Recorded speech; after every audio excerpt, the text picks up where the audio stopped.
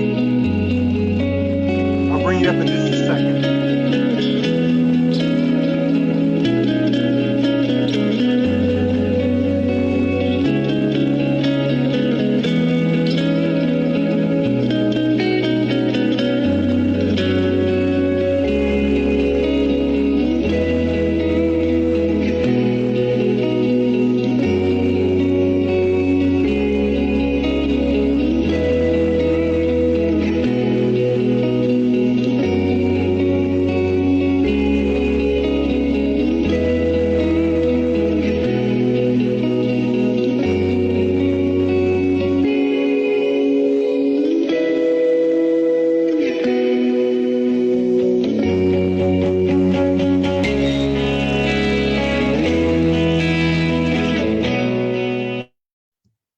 Okay, so here we go. Oh, hang on a second. We're gonna have our fourth show of the day, and it's gonna be with a lady out of Adelaide, South Australia, where Morgan's from. Old friend of hers, who she's been friends online for a long time, by the name of Cathy Armfield. Let me just get situated, and I'm going to bring her up. I can see Cathy. Don't worry, I got you.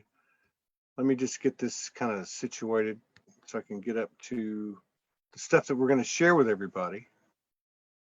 Okay, let me see here. Hang on. Here we go. Okay, here we go. All right. Sorry about the delays, everybody. It's a little bit depleted right now. Let's see. Okay, so here we go. And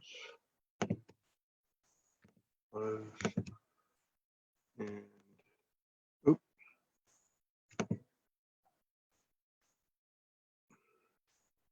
Okay.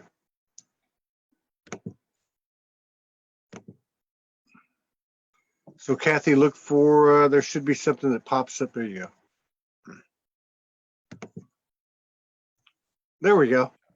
So he's just saying us now. Now, why Yeah, can't we hear him? you're good. Can you hear me? Mute. Mute's off.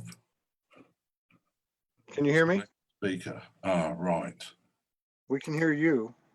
We can hear you now. There we go. Okay, so we're good. I'll put Cathy back online for you. Thanks, Gordon. Thank you, sir. Thank you very Hi, much. Todd. How are you? Good morning, Hello, everyone. Cathy. You know I have a thing for that accent, don't you? Oh, do you? So actually I can tell because she's got some friends, they're my friends too, I guess now. And Yep. and I can notice the different accents. But yours is much like some of her friends and hers. Right. Yes. Yes. Hi, Morgan. I'm sure she's watching. We miss you in Adelaide. Yeah, she's actually getting doing mandalas. Oh, fantastic. Yeah, she does a lot of that. She anchors a lot with that. Yeah. Yeah. It's very addictive once you start. It's very hard to stop. Yeah, yours are a lot different than hers. We'll take a look at this stuff. Thank you. Yeah, we'll take a look at it. So it's the fourth show of the day for me. I'm winding down. I don't usually work this late, but it's no problem. For South Australia, no problem at all. Yeah, it's my future home. I've already Is seen it? Great. Can't wait to have you guys over here. At some point, yeah, at some point. I've known this since I met her in 2015. So you did send me some information. So let me figure out what's going on here. Hang on one second. All right, you sent me some information. So let me pull that up. Yeah. Sure. Let's see here. Okay, wait 1 second. I'm a little unorganized today. That's all right. Okay, I'm happy to go with the flow. Thank you for that. Okay, so I got it set up now. All right. Yeah. I know what I'm gonna do now. All right, so you sent me some information, which are some pictures, which we're gonna take a look at your work. You do mandalas, and they're a little bit different than what she does, but they're still mandalas. I mean, they just have their own. You kind of like got your own signature on it. And you also sent me some light codes, some pictures with light codes, which were interesting. Yeah, it was, wasn't it? That's Yeah. just something I've noticed in the last probably 12 months. It's been getting stronger and stronger in a lot of photos, not only my own personal photos, but for the collective as a whole. There's a lot more going on than the normal human eye can see. But now it's starting to show through, you know. It really is. Yeah. Yeah, Yeah. yeah, like the rods of light. So some people call them light languages or light codes. It's really just a frequency Yeah. that I believe, you know, helped us shift, as you know, from the third dimensional reality into the fifth dimension and beyond. So Yeah. we're coming back to our natural senses, all our Yeah. Yeah. telepathy. And I want to talk about that because it is, I see a lot of it out there, and I have for quite some time. In fact, when I started Soulogy, and started doing videos Mhm. and even pictures, you know, outside, but even in the studio, particularly on the videos, there was always these lights coming in. Yeah. And it's crazy. They're like look like lightning bolts and gold lights and all Mm. kinds of stuff. And it's always amazed me because I know several people that for some reason, any picture they take, whether they're taking a picture of themselves or whatever they're looking at, the light codes are there, you know, Mm. and Mhm. for other people they're not. So it's kind of a weird thing. But I know some people that have been doing it for a long, long time, and that's kind of what they do. They just put up these pictures. They don't ever write much, and they don't ever come out on video. But I wanted to find out first a little bit about you because obviously you just said a mouthful there. I mean, you've been well. I mean, you're talking about the transition. Mhm. You were talking about light codes. You're doing these mandalas. There's got to be a story behind that. But when did you wake up? I know Adelaide because I've done some research on it when I was stalking Morgan 5 years ago, and it was founded on religious freedom, right? I mean, there's all these different religious sects that are represented in Adelaide. I know there's a huge Kuan Yin statue there that the Dalai Lama put up. So it Mhm. sounds like a very open type of environment as far as spirituality goes. Have you always Yeah. been in Adelaide? When did you wake up and for good and figure out that you know what's been happening isn't real? And Mm. can you just give us a little background? Sure, no worries. Well, originally I was from Millicent down in the southeast, so a big shout out to all my Millicent crew down there. I've got family and friends down there, many loved ones. And when I was about the age of 21, I decided to travel around Australia. Prior to that, as a teenager, I was always fascinated with other cultures, spirituality, different religions, hieroglyphs, you know, Egyptian, couldn't get enough of that sort of thing. Really interested in angels, the angelic realms, but never really had any formal training. And when I started traveling around Australia, I actually had a few experiences where I started having premonitions of certain things happening in certain places. But unfortunately, they weren't pleasurable experiences. It was more along the very graphic criminal lines, and it was very disturbing to me when I'd go to certain places. It was like I'd get a download of events before they even happened, and it was my secret. I never shared it with anybody, and it frightened the daylights out of me. So I had no idea where it came from or what it all meant. And So at this point you're in your 20s, yep, okay? in my Okay. 20s. And Yep. so and so just so I can understand. So you were having these premonitions. Now were these related to things that were going to happen or were these related to things that had occurred in the place that you were? No, they were things that were going to happen. It was Wow. usually about 2 years earlier. And then 2 years later, it would come up in the media. It was activated by different locations I was at when I was traveling. It happened about half a dozen times in different Wow. places around Australia. And I never shared it with my partner or my friends or my family. It was just something that had horrified me in such detail that I thought if I shared it with someone, they'd think I was mad.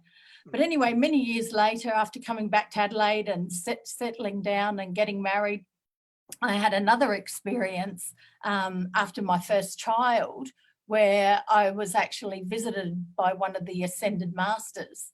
And I didn't know who it was at the time. It was as if a man had just appeared in my bedroom. And at the time, my husband was asleep in bed, and, you know, it was this mad panic of wanting to wake him up and tell him there's a man in the room. But as quick as the man arrived, he actually disappeared as well. And it frightened me, frightened the daylights out of me. So okay, so you were what now, late 20s now at this point? Yeah, probably more 30, 31. 30s? Okay. Yeah, so around my 30s. Mhm. And again, didn't share that experience with anybody. You know, it happened in a nanosecond. It was like a huge presence in my room. It was enough to, you know, wake me up or put me. But you saw the man. Without a doubt. And the reason I've asked these questions is because there's a lot of people, obviously, more every day that are waking up and having experiences.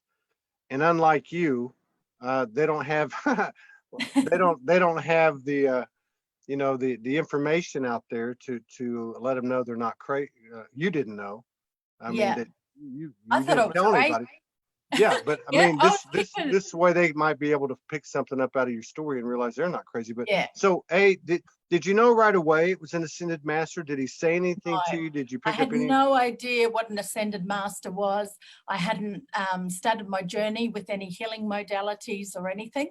The closest thing besides the premonitions at different times over the 8-year period in certain areas around Australia, the only other closest experience that I had to feeling a presence, a really profound presence, was I managed a cattle station up in the Kimberleys for a while. And when I was up there, I was very privileged to have an Aboriginal community on the property. And they shared a lot of information with me and allowed me to visit certain sacred sites that no white person had ever been to before. And certainly some of them, no women had ever been there before. And at these sacred sites, I used to get the goosebumps, you know, and the hair on the back of my neck sometimes would stand up. At that time, I didn't know what was going on, but now being a bit more aware, I would say, you know, my heart chakra and my crown chakras were being activated. I just felt this really humble gratitude of being connected to everything while being in those special places. Human words can't really do it justice, but I felt like I was getting a full DNA reset almost, and it was connecting. Did you have those thoughts at that time, or you figured it out later once you got familiar with other things that were? I had thoughts at that time, but I wouldn't call it a DNA activation then, or I wouldn't have thought crown chakra or heart chakra, because I didn't even know those words. Those words weren't in my reality, in my knowledge or my wisdom. All I knew was something really profound was happening, and I was feeling different. Like there was definitely a chemical and a biological activation going on within my body to cause sensations throughout my body.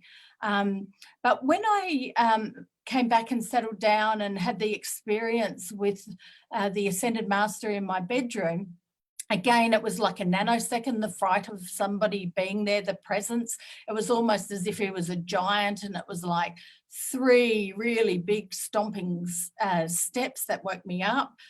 He was wearing a black cloak. He had feathers all around the neckline. He had long dark hair, a beard and a mow. And as quick as I was frightened that he was there, without saying a word or doing anything, he just turned and disappeared. And then it was almost like, but wait, I didn't hear what you said. But wait, what's the message? And so I was very confused. I couldn't go back to sleep.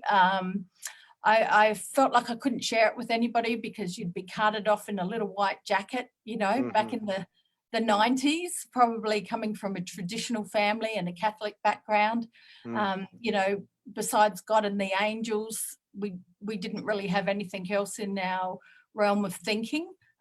except maybe the shadow side. You know, they talk about devil or, you know, hell, whatever, the programming that we get. But certainly from being in the Kimberleys and listening to their stories about the Wandjina and their dream stories, and going to sacred sites where there was actually pictures of UFOs and spacemen on some of the rock carvings, and sometimes paintings as well, made you realise that, hey, hang on, there's something more going on here. I was always fascinated, as I said, by the hieroglyphs in the pyramids. Always fascinated by crop circles. It was like, well, are they really man-made, or is it extraterrestrial or intergalactic communications that we need to understand? But at that stage, you know, around that age group, you know, you'd find the odd person that might have a ghost story or something spooky that happened to them. And as kids, you know, we always love ghost stories, or debating over whether UFOs or extraterrestrials were real. But after my experience of traveling around, meeting more people, seeing different things in different sacred sites, I definitely realised that there was a lot more to our traditional teachings. So after the Ascended Master visited me in the bedroom, still not knowing what he was, at that stage, I was actually a director with a fabulous party plan company called Le Rêve that does beautiful French perfumes, aromatherapy and skincare. And one day I was doing an aromatherapy party, and one of the ladies, we got chatting away, and she just happened to mention that she did Reiki. And, you know, I thought, oh yeah, I've started to hear that word a bit lately. So I said, well, what is Reiki?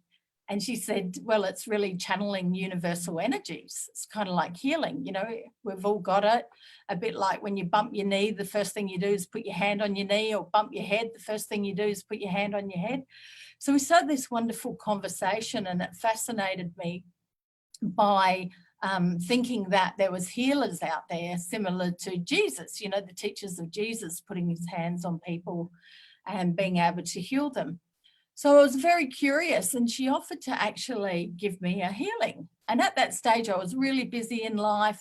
I'm a Virgo, so I've got a busy brain. It never switches off. I'm always wanting to understand and learn things. But I'm also really fascinated by the credibility of it all, you know, bringing maths, science, quantum physics, as well as the religions, the cultures, and the personal experiences with it as well too, rather than just be seen as a bit of woo-woo, you know? Yeah.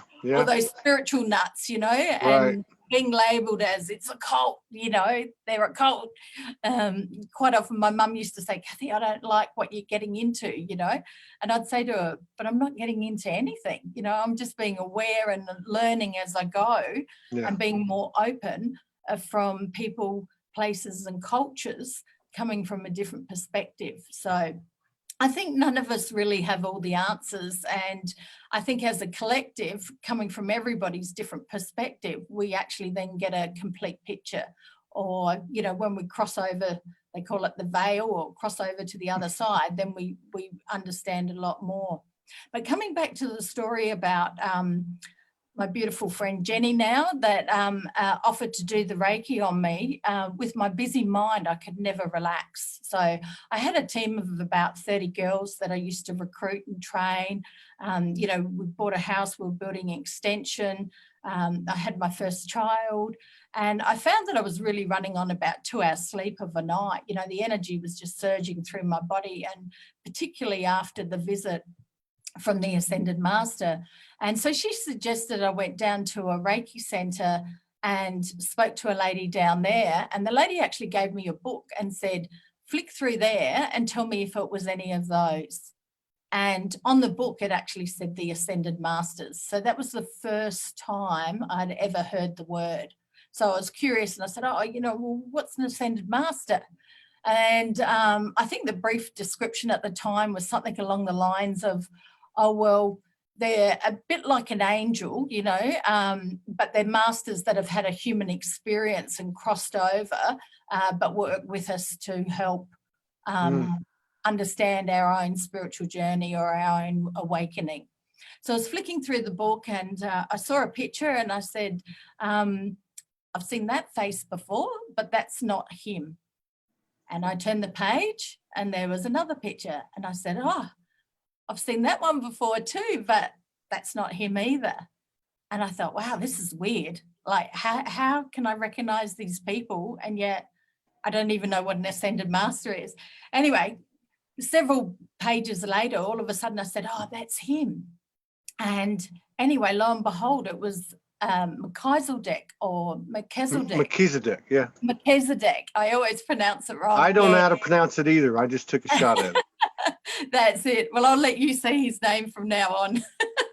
So anyway, it was him. And then I was like, wow, what does he do? And, you know, I had a quick little read. There was a little paragraph underneath. And he was linked to colour and also sacred geometry. Now, at that time, sacred geometry meant nothing to me. Yeah.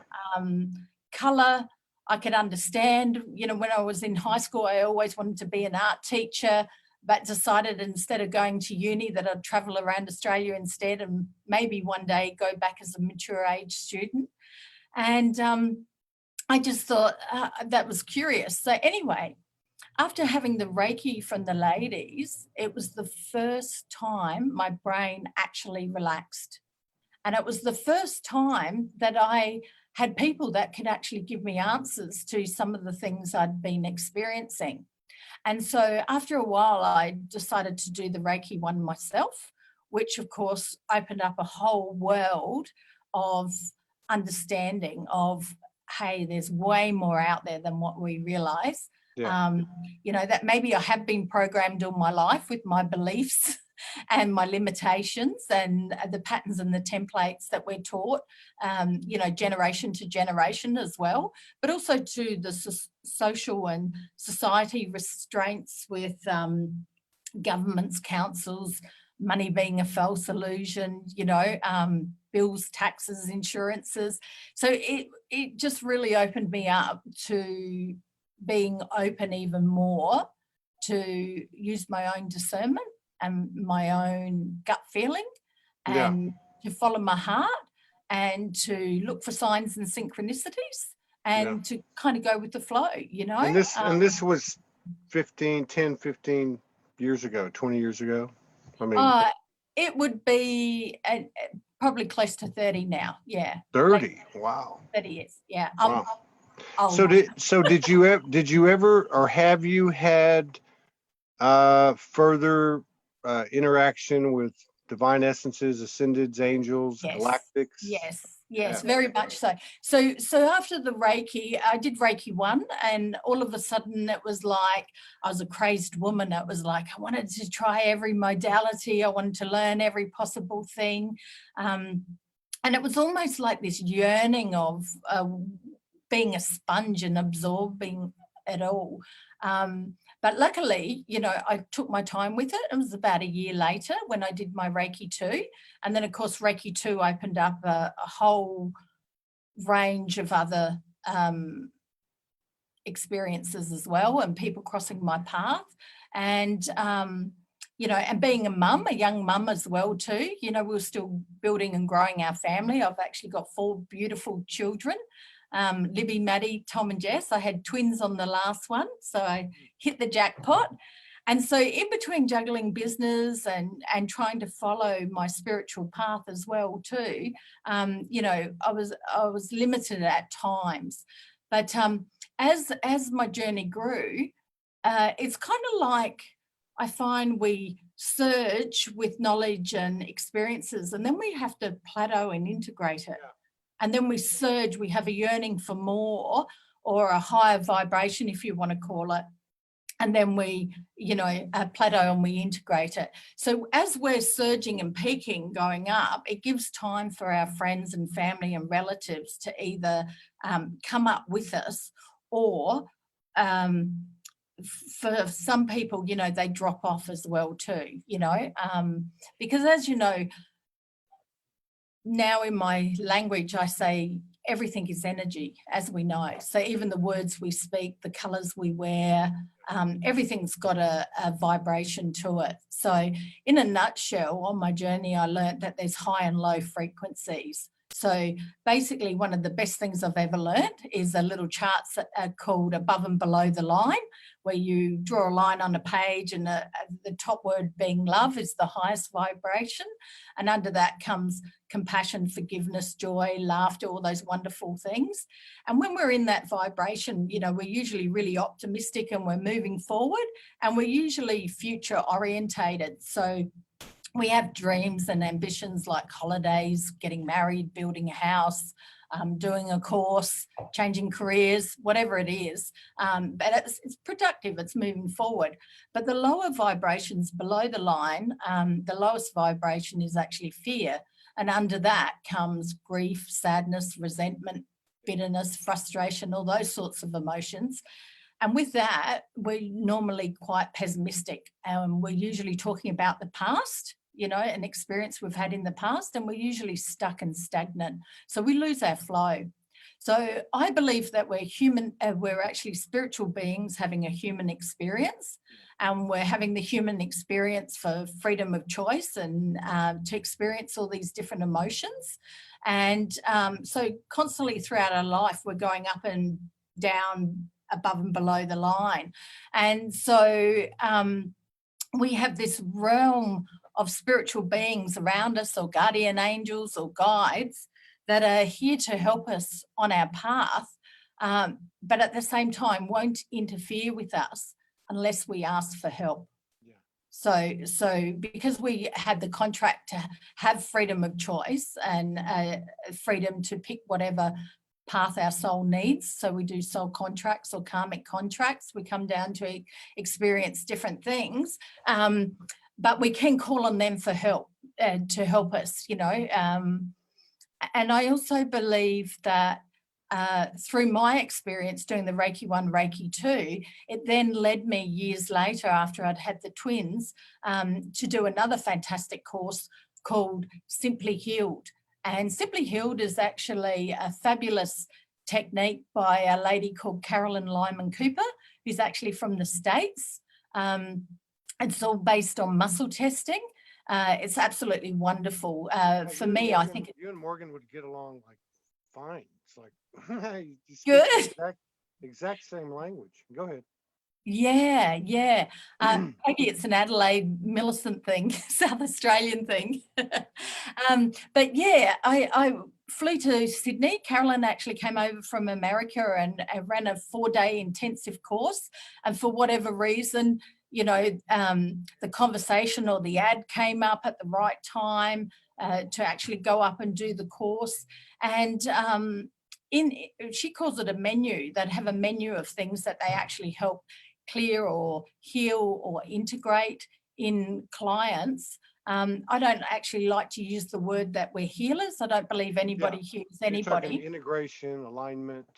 Absolutely. So I'd rather be called an energy intuitive.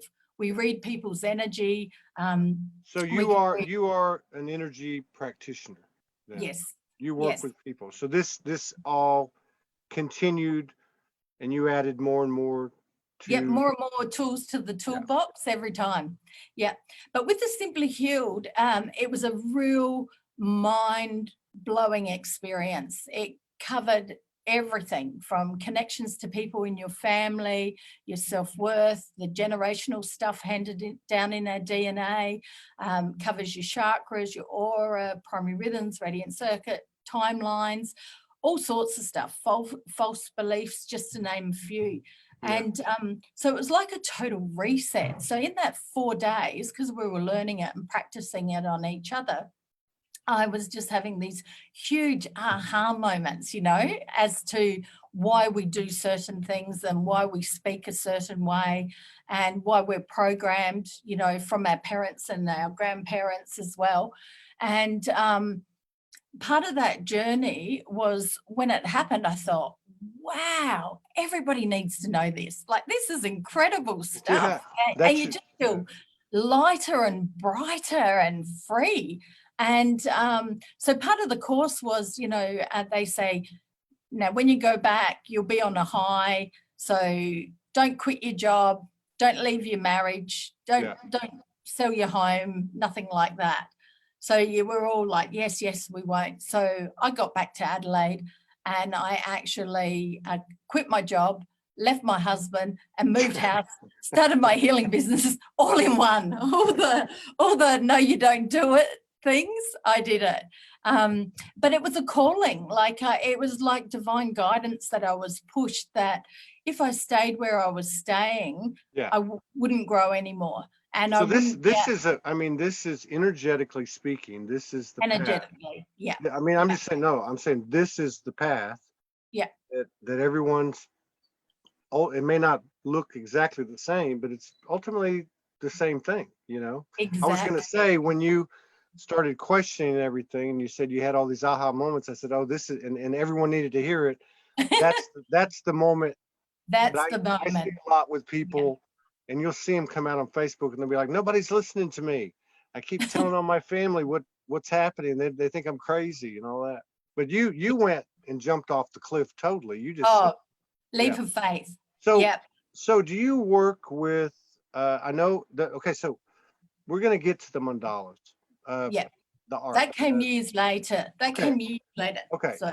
But okay, so in those ensuing years, and even from the point that you started to do the mandalas, do you work with specific energies, whether they be like Star Family or the Ascended Masters, or are there specific faces of the universe that you work with? That's a really great question. I actually work with them all. So it's really interesting. Since I've been working with the mandalas, it's opened up to everything. And part of that journey as well too was, you know, I branched into doing a Shaman 1 and 2 course, and then I did a conversational hypnosis course. So it just keeps opening you up to different dimensions and timelines as well too. You know, I was exposed to past lives and things again that people wouldn't normally really think about or believe, but for me it was like I was trying to put the pieces of the puzzle together, you know, as in how does this all fit together? And then even in the spiritual world, it was like I was trying to work out the hierarchy, you know, well, who's the who of what and where do they come from and what do they do and all that sort of thing. And one day I was sitting in my healing suite and I was drawn to branch into oracle cards and crystals as well. It was kind of like, you know, everything started growing where rather than working with one person and one of their senses, like seeing or hearing, it was like all of a sudden, besides just doing a Reiki, I'd be guided to put crystals on them, and then I'd be guided to work with sound with them, and then I was guided to do a reading for them. And so it was expanding all the time, you know, and they were wanting people to really have a quantum jump. I call it a quantum jump, you know, from 2014 up. It was really coming in thick and fast, where I always say, you know, I wasn't really a visionary. Some people say they see angels or they see spirit guides or whatever. I don't claim to do any of that. Some people claim to see people's auras. I wouldn't put that as one of my abilities or one of my gifts. However, as I was doing more modalities and as I tapped into the mandalas, definitely that increased. So I started seeing outlines of people's auras, and I started seeing orbs floating in rooms. Yeah. So when did you start doing the mandalas? The mandalas were about 2014. Okay, so from that point, you anchored something in or activated something within you? So you started to see auras then? You started to see orbs? Yeah, I had started seeing the orbs as I was working with the healings, and I started seeing the outline of people's auras on occasions before I started the mandalas. But I did a wonderful course with a lady called Helen Grant Johnson, who is a fantastic master. Helen's wealth of knowledge is amazing. And when I did the class or the course with her, I actually did it with one of my daughters, just as a fun, come and draw, be creative sort of class, and didn't realize that it was actually linked to spirituality. So during the course, Helen was talking about different things about vortexes or portals or Arcturians, Illuminati. And to be honest, that was over my head. I was like, I had no idea what she was talking about. She mentioned the 5 plutonic solids. Meant nothing to me at all. Even the sacred geometry meant nothing. I thought we were just drawing nice pictures. But after doing the course, it does actually open you up. And what I realized in a 2-year process afterwards, it's like she takes you to the doorway and then it opens for you to explore yourself. Yeah. So as I was getting out of balance, because being a single mom with 4 kids, my separation started off amicable, but as time went on, it took a different course. And before I knew it, I was in court and, being distracted by all the 3rd dimensional games and role playing that masculine and feminine energies start to do.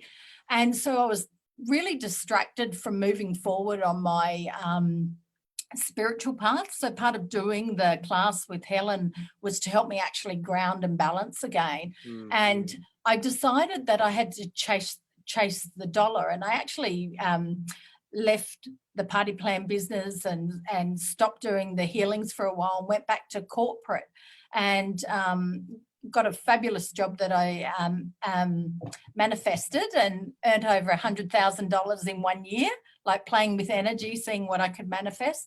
But once I actually started working for that company, I realized that all of a sudden I was back in that rat race again of basically 24/7. I was a state manager for a company and had a team of guys underneath me, and sometimes the guys didn't really like a woman being the boss. So they were giving me a bit of a run for my money and I had to earn my stripes.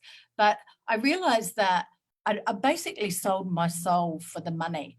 And while I was working, nearly 12 months later, I actually got in a car accident. And I believe that the universe knocks you off your feet to get you back on track. It's actually an opportunity for a reset. And when I had this car accident, I wasn't actually hurt. I got rear-ended that pushed me into another car that pushed us out into a intersection. But after that, I actually developed shingles on my face. And the shingles for me, for the first time ever, was a sign that I was stressed. Now, I don't call myself a stressed person at all. I'm laid back, even though I'm a Virgo. I've got an Aquarius rising, so I've got that real balance of being easygoing, go with the flow. But, if I need to knuckle in and do something, I can actually do it if I want. But I usually leave it to the last minute. But with the shingles, it made me connect back to my aromatherapy and my healing and the beautiful products. And within 2 weeks, I actually cleared the shingles. And I realized that I was out of alignment again. And so once again, I quit my job, went back to my healing business. And it was around that time that I actually started doing the course with Helen. And from there, I really spent the next couple of years trying to work out who I was, what did this all mean, where was I going? And so I started drawing mandalas for myself to balance my feminine energy. And because I'd gotten tough in the man's world and chasing the dollar, so I wanted to bring back my femininity. And as I was drawing, I draw the circle. And I just asked, I called on all my guides and my angels, show me what it is I need to see, clear from me what it is I need to clear, and show me the best version of myself, with my feminine energy. And it was like it channeled through. I've never called myself really a channeler, but it started channeling through where I started getting instructions like, draw a circle, now draw a triangle, now paint it gold, now put the dots around it. And as I was doing it, instead of me consciously with my mind going, oh, shall I paint it red or shall I paint it blue?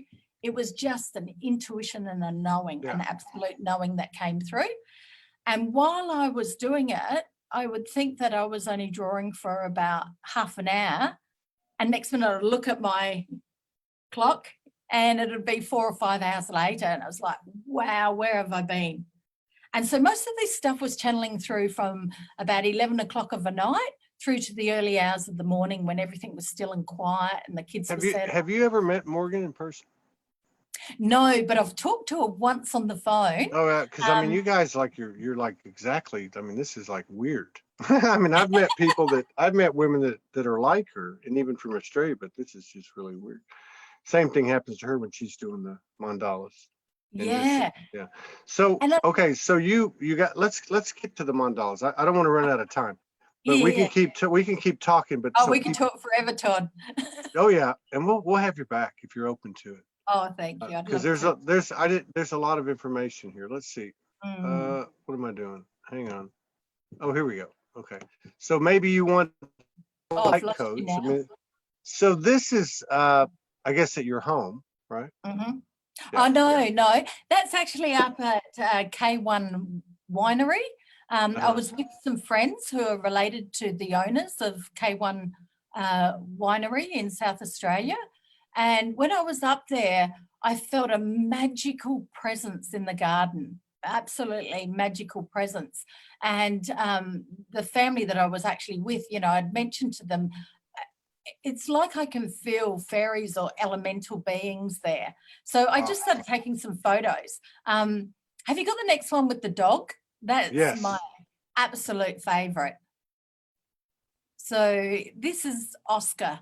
He's a rescue dog.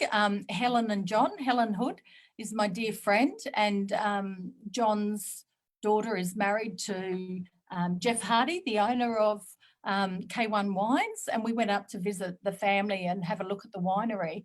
And Helen and John had rescued Oscar from death row, basically. And unfortunately, he'd been abused before, and he'd been in 4 or 5 different families over a 1 or 2 year period. And he's absolutely lovable. So we took him up there, and when he was sitting on that fence, I just felt like there was angels around. I felt like there was fairies. I felt like there was spirit guides. And again, it's just an intuition. I don't claim to see them, although I have seen orbs. But yeah, exactly. In this photo. Right there? Right there. And it's absolutely beautiful. I personally thought that was like a male fairy, or and to the left of that a little bit, you can actually see another figure. Yeah, right here. Yeah, just down over here a bit. It's like a female one with her leg bent as if they're dancing. So I felt like there was a row of them going around. Can you see that with the leg bent? Yes, I see. Yeah, I can see that. Yeah. That's amazing. That's amazing. It's incredible. And same with this. This was just middle of the day or late afternoon, actually. You can tell by the position of the sun. But just taking a photo of the beach down at Semaphore, and normally the sun's yellow, you know. I've got hundreds of photos of years gone by travelling where you take a photo of the sun and the sun looks like the sun, it's yellow or orange. But now it's like these light codes are coming through, and I've noticed it for years, but particularly in the last 6 months. So the end of 2019 to early 2020, the colours coming through are amazing. Yeah, that is very blue. There's no doubt about it. It is blue and purple. Yeah. And you can see the rainbow rays, and that's almost like the shape of a love heart. That was in a dear friend's backyard. So you get a feeling, and then you can sense something's there. Then you take the picture. Yeah. So when I was drawing the mandalas, a lot of messages started coming through about words that I wouldn't normally use in my vocabulary, like light rays, light codes, helix tunnel. Arcturian energy, Egyptian energy, Mayan energy. I get the story of what's going on. And this is just confirmation again. I see it. Rainbow rays. Yeah, coming across the seat and over my leg. I've had a couple of friends that have passed over, and yeah, the rainbow came out at 1:11, which I thought was hysterical. You know, it's like they've got signs and synchronicities, and they're trying to talk to us wherever we go, talking to us as if we are right here with you. You know, Yeah. Years ago, clairvoyants quite often, or mediums, would close their eyes, go into a trance state, leave their body and come back with the information. But we're being downloaded straight away with the information now. So Yeah. it's almost like a computer program. There's not enough human words to say it. So through the sacred geometry and the alchemy of the colors and the shapes, we're actually literally reprogramming our RNA, DNA, and cellular level again. So we're lifting to higher frequencies. Yeah. And Yeah. But I mean, so there's that's what we're seeing in these pictures are absolutely the presence that's bleeding over yes to the, you know, to the five senses, you know, exactly. perceived to the five. So how do you, I want to talk about the mandalas too. How do you, is that a flat piece of paper or is that three That is dimensional? actually a flat piece of paper, photographing down, looking on the table. Yeah. Wow. Yeah. And, So what I noticed, it starts to go multi-dimensional now. It's taking us into other worlds, other realms. It's helping us to jump timelines, so we don't have to. Normally in a lifetime, we would quite often, our soul contract would be to have maybe say one bad experience or one challenge, or, you know, to master one thing. I believe as a collective, this is a pinnacle point in time in evolution where we put our hand up, you know, as the 144,000 or the twin flames, or, you know, whatever terminology you want to use, light workers, to say, hey, you know what, let's do a quantum jump. And for all the years that we were slow and behind, let's just live, you know, 5, 6, 10, 20 lifetimes in this one lifetime. yeah. So people are quite often saying, well, how come, you know, I've gone through 3 marriages, or how come, you know, I've gone bankrupt, or how come I lost my house when I'm such a good person, I've done all this work? It's because it was your soul contract to help clear the dense energy from our ancestors. So we're not only clearing for ourselves, we're clearing from all our past lives and all our ancestors as well. So it's way more intense. But the good news is the worst of it is behind us, and in 2020 is the year that we are now getting in the ease, the flow, the grace, the humility. We're connecting as a collective.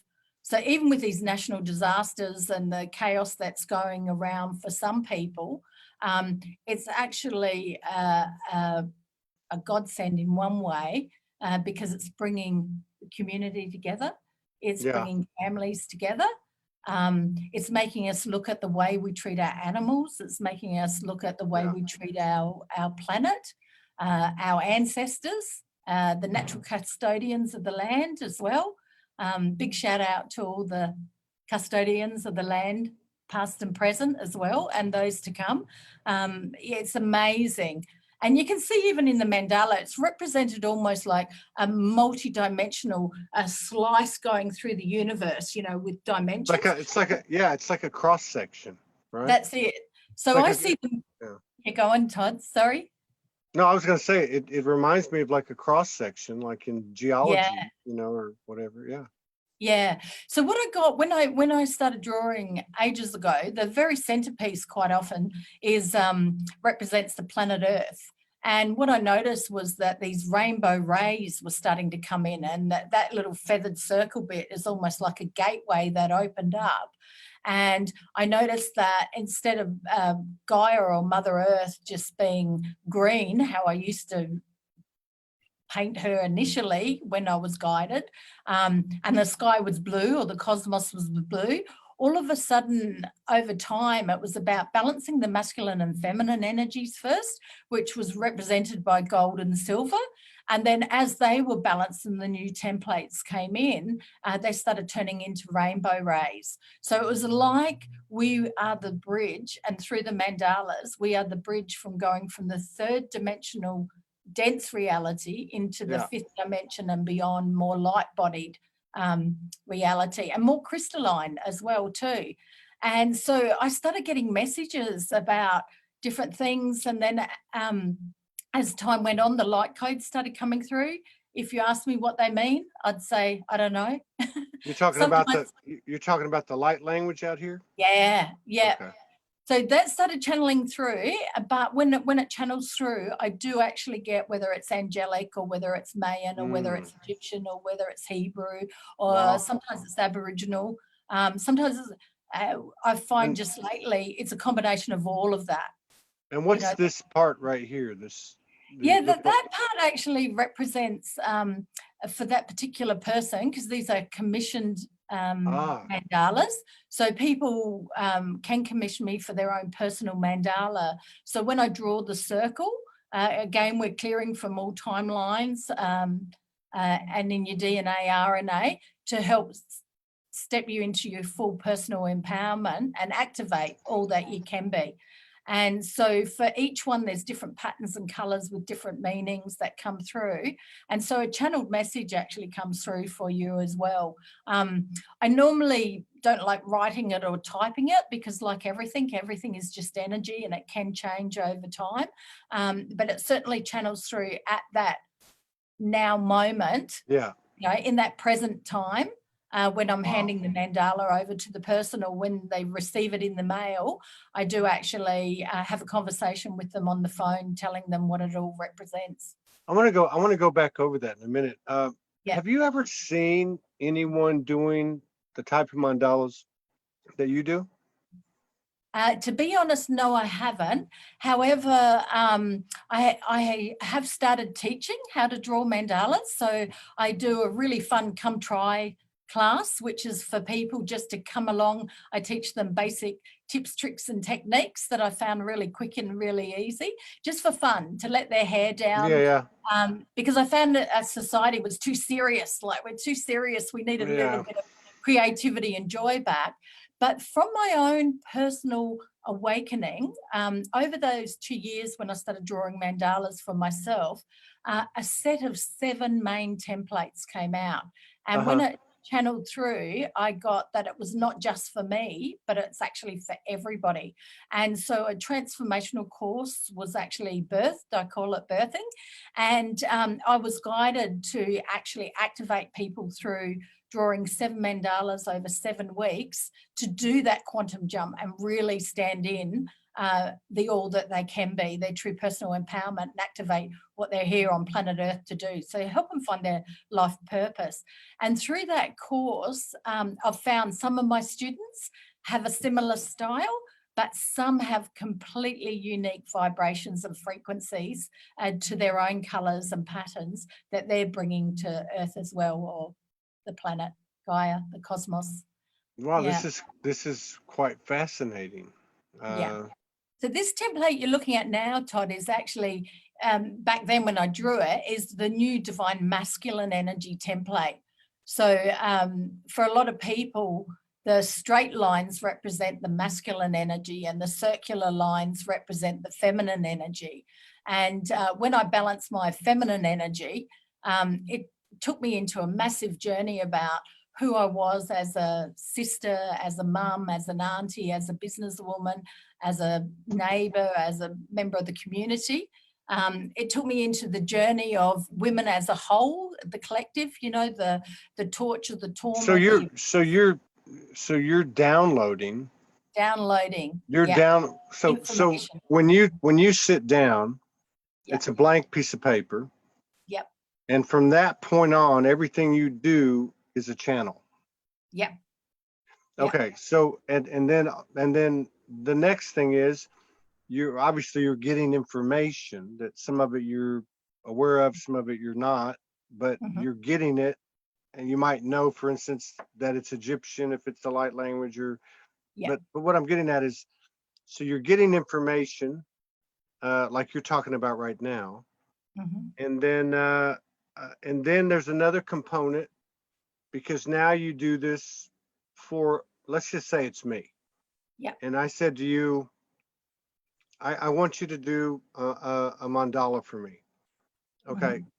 Just take me through the process. Like, what happens? that we haven't covered in Sure. terms of creating the mandala, to are you getting messages for that person, and just Yeah. kind of, yeah. Okay.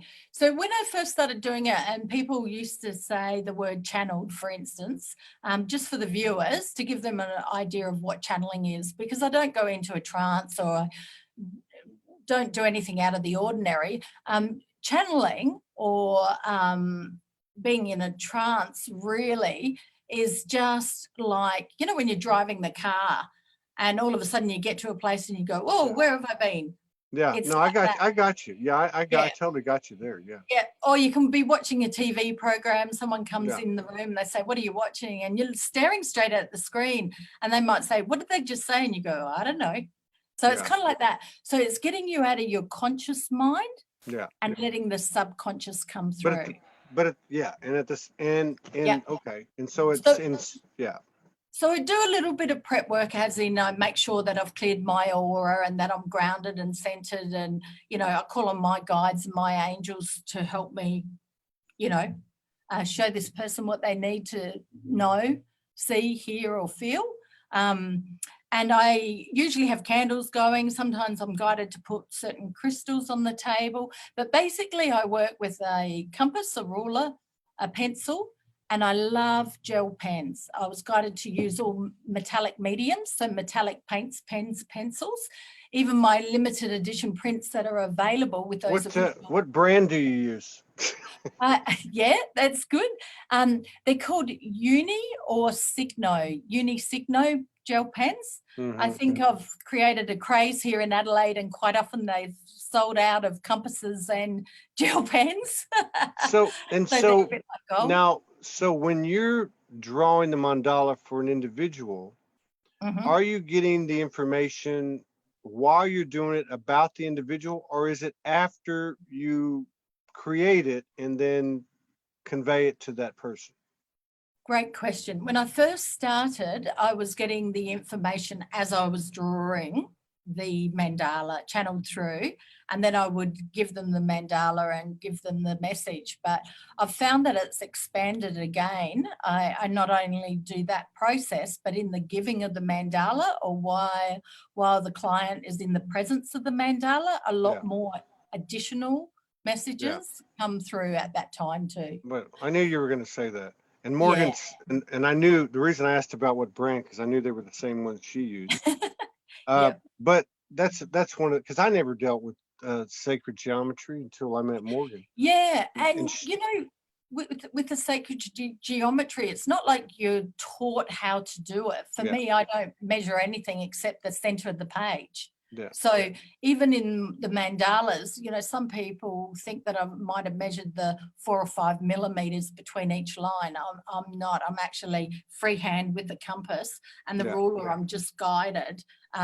Occasionally, I might be guided to find the middle between 2 points, but usually most of the points appear by themselves without me even knowing how I've done it. And so some people actually are more guided to work with the sacred geometry, and really what that represents is the building blocks of life itself. So just as our cells.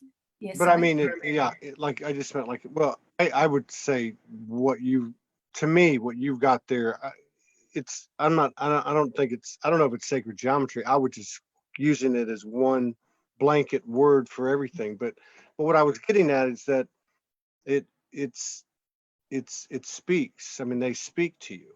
They actually, like a lot, like everything, you can have a conversation with them. They've got information. And I just wondered, and the other thing I thought was important that you said too, because it's so important to remain open in all aspects of our experience. And the fact that you started it one way, you know, getting the information, and then it expands to when you're giving them the information and or they're in front of it, you know, in the presence of the creation. So that's really powerful. I want to ask you before we get out of here. So like what are the 1 or 2 or 3 most incredible, magnificent experiences that you've had, because you've really been exposed to a lot of things. Yeah. Was it a dimensional experience? Is it another visit front in your bedroom from a tall, dark, and handsome ascended master? Maybe he left because you were married at the time. I don't know. What are the most incredible things that have happened to you? That is a fabulous question. It's probably a combination of things. It's hard to pick, but a couple of the really profound ones was when I actually downloaded for the first time the divine feminine and the divine masculine energies, and I was shown the absolute polarity of you know, the negative and positive experiences of both energies, you know, and not talking a male and not talking a female, but talking about the masculine and feminine energies within all of us, and showing that we were actually androgynous. And the human words just don't do it justice. You know, like, to tell you the story, it's almost like writing a book or doing a movie. So it was a dimensional experience. So linear time didn't exist. Yeah. So again, a bit like a computer program, you know, if we try to program an old computer with the new whiz-bang laptop programs, you know, would fritz the old computer out. You know, they're just not compatible. And I was shown that the human body is like that. So for some people, if it's more dense, if you give them too many light codes or light frequencies too quick, you can literally fritz them out. They'll be tired, exhausted, overloaded. But for other people, they're more like a sponge, because they're ready to open and transcend and open up. And it's like linear time doesn't exist. You can just go and go infinitely with those people in both conversations and attunements and calibrations. It's interesting too, your story, because we're gonna hit 1,800 shows at the end of this month, and most of the people, like yourself, have had some serious traumas to that, you know, that, like you had the car accident, but I mean, they've had like serious traumas. But you were engaged 30 years ago. And I guess other than when you went away for that year, when you were I went away for 8 years. For 8 years. For traveling. Oh no. I meant when you went into the corporate world for a year. You really never, well, you probably never unplugged, but I mean, it was always a conscious daily part of your daily life. It seems. Yeah, but in that 1 year, I probably was the worst, that I'd stopped looking after self first. So, you know, as you get caught up in the busyness, you know, there was days where I forgot to ground, or days I forgot to clear. But just quickly, if we do run out of time, I want everybody to know that one of the best ways to reset is just by having a shower or a bath. You know, if you're feeling overloaded and overwhelmed with what's happening out there, have a bath or a shower, and it completely helps you get back on balance and stay grounded. You know, walk barefoot on the grass or go down the beach, reconnect to nature, drink lots of water, and even, you know, put a squeeze of lemon juice or orange juice, citrus, because it'll help take you to the higher vibrations. And to know that we are powerful beyond our means. Like, we are infinite galaxies and universes within us, as well as outside of us. And when we connect to the all there is, like the flora, fauna, the cosmos, the earth, our brothers, the sisters, you know, and the love frequency, you know, the magic happens. It's all about being in the moment and following your gut feeling, following your heart, and then following your head. So it's a 1, 2, 3 step instead of very well put. You're very well rounded, and thanks. Yeah, would love to get together with you again. I'm sure Morgan will reach out to you, knowing her as well as I do. Anytime. And you know, and I just got to say too, because I've never been real conventional. But the rest, the nature walks, the water. I mean, I resisted, and I probably didn't take care of myself the way I should have for quite a while. In fact, I didn't start bathing daily until I met Morgan. No, I'm kidding. But I noticed that too. I found myself, as time's gone on, when in doubt, I'll just jump in the shower and just And you know what's interesting too about, because I asked people in the first 1,000 shows, I probably asked everybody, what's your definition of grounding? I never understood it. Everybody had something else going. But one of the things I come to understand about grounding is there's no words. You just go to the beach, or you go for a walk in the forest, or you take a shower, or you take a bath, or, you know. Yeah, or pet an animal, Yeah. light a candle, burn oils, open the windows. It's all Or make mandalas, you know. Make mandalas. Yeah, that's it. I think grounding for me really is a word that connects us with Mother Earth or Gaia itself. So she represents the divine feminine energy, and the universe represents the divine masculine. So we have feminine energy coming up through our feet, and we have the masculine energy coming down through our crown chakra, and the two meet in the middle. And it's represented by the Merkaba as the representation of those two triangles intersecting. And when you guys speak the same language. I mean, it's like weird. I mean, it's not even like the same language. It's just twin sister, soul sister. I don't know what. Well, I know it's very fertile ground over there, and I know that just from my own dimensional experiences, even the early days when I met her. And the thing is, Todd, you know, a lot of these words I use now, it wasn't in my vocabulary. Now it just channels through in every now moment, you know, like whatever it is the people need to hear, it's like it just comes out. Like sometimes I think I'm going to say one thing and something completely different comes out of my mouth. And I know that I'm divinely guided to give that person the right message at that time, you know, for whatever reason, to activate them, to trigger a thought, to do a karmic healing, whatever it is.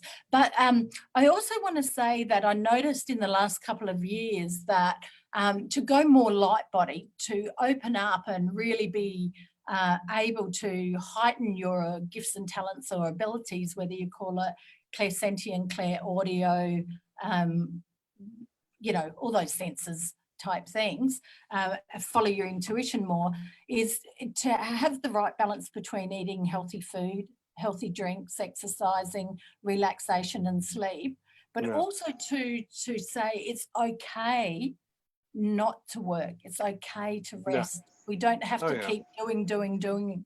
And the more that we listen to our gut feeling and follow our intuition, the quicker the attunements and the integrations can actually happen. So I noticed even foods that I wouldn't normally eat, like a lot of sugar or sometimes a lot of salt. You know, I'd have this crave for hot chips with salt on it, you know. It's all part of the alchemy of what's going on within our body. Yeah. So, Absolutely. you know, if you want mine's eggs and mayonnaise. You know, I'll go through spurts. So I'll go through spurts like that. Yeah.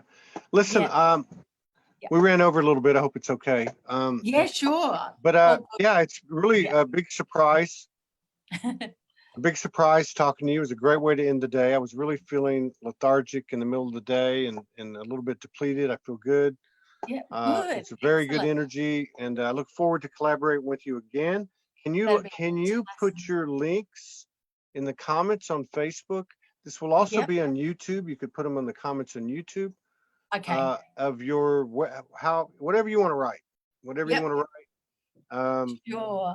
And so people can get in touch with you. And maybe you'll get commissioned for a few mandalas. That's usually what happens on this show. That'd be fabulous. Yeah. Love to.